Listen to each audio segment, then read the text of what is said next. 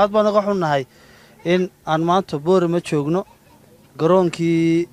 ugu weynaa Booramana uu xidhan yahay waxay sheegaysaa daciifnimada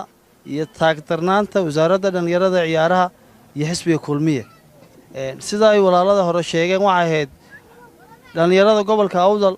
in garoonkan iyo garoomo kale loo dhiso si loogu sameeyo motivation mar haday ku soo guuleysteen koobkii gobolada waxa loogu abaalguday in lagu raahdo ma geedaan in garoon la dhiso ma geedaan in motivation la sameeyo ma geedaan in horumarin la sameeyo taana waxa sabab u ah wasaaradda dhalinyarada ciyaaraha Soomaaliland waxa sabab u ah barnaamijka xisbiga kulmiye waxa sabab u ah xukuumadda maanta joogta aad baan uga xunnahay in garoonkii weynaa ee Boorame uu dooxu galo uu daadku galo uu qashinku buuxo uu deyrku qayb duunsan tahay uu muddo sanad iyo 2 bilood xidhan yahay hadal badan ma jiro saacada laga bilaabo xisbi ahaan kalsoonidii aan ku haynay wasaaradda dhalinyarada ciyaaraha waan kala noqonay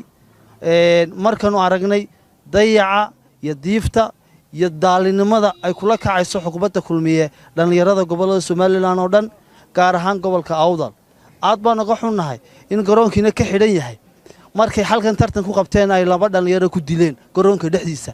taasibaan u direynaa aad iyo aad baan uga xunnahay oo meesha kaliya ee cid ku dhinteen Awdal ee wasaaraddu tartan ku qabatay yaan la hilmaamin xumaanta iyo xanafta iyo xurgufkaasba halkan ay ka dhaceen xisbiga kulmiye qayb ka ah wasaaradda qayb ka ahayd magdhow iyo garashiyana dhalinyaradii lama siin aad baan uga xunnahay in garoonkiina xidhan yahay welina ay ku faanayaan horumar baan sameynay horumarku waa garoomada xidhan horumarku waxa weey xashiishka horumarku waa musuqmaasuqa horumarku waxa weey dumiska garoomada la duminayo iyo meelaha la iibsanayo garoonkan mid baan sheegaynaayo qorshaha kulmiye waxa ku jira in la iibinayo la xaraashayo markay dhalinyaradu iyo jabaan waa la xaraashaya xaraashku ku jira kawaanku yaala aad baan uga xunnahay dhalinyarada gobolka Awdal waa dad wax bartay waa dad reer magaala waa dad aan lagu guuri karin waa dad aqoonta Soomaaliland hogaaminaya marka waxa leenahay halganka aqooneed ku jirtaan iskaga kiciya dulmiga kulmiye iyo